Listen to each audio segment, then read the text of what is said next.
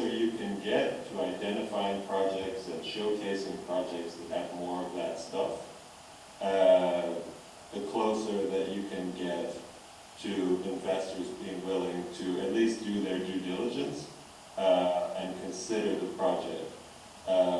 Because, you know, there are still a number of international public lenders who have not written off gas for climate reasons, including, you know, in my own country, in the US, and that's also still true of the World Bank. It's still true of African Development Bank. Like, there's still, I can think of about 8, 9, maybe 10 international public lenders who say they're still willing to invest in gas under limited circumstances,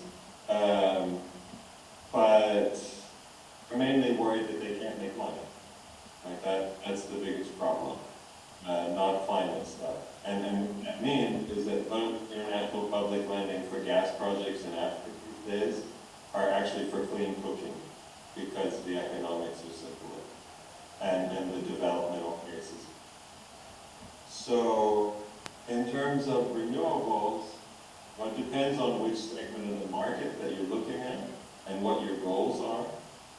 But if you're trying to, say if you were trying to deliver as much electricity as you can to the greatest number of unserved people, and you're looking to attract money for that, then the first thing that comes to my mind is to do as much as you can do to make the economics of mini grids and the investment risks lower, because there is potentially a large market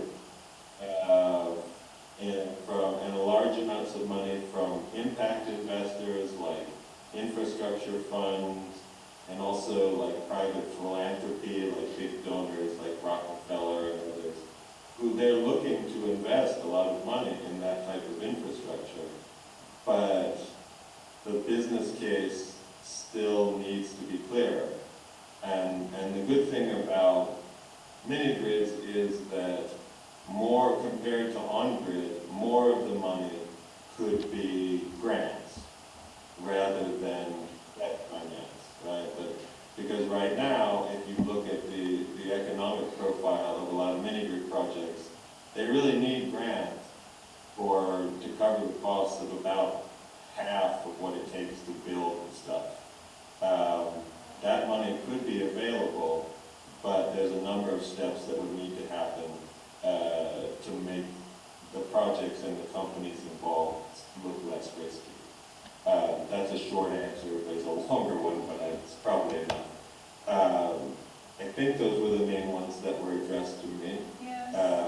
It's a little bit helpful. Thank you. Yeah, no, I believe so. And I think if you look at the agenda, there's a gas to power framework quoted on the back.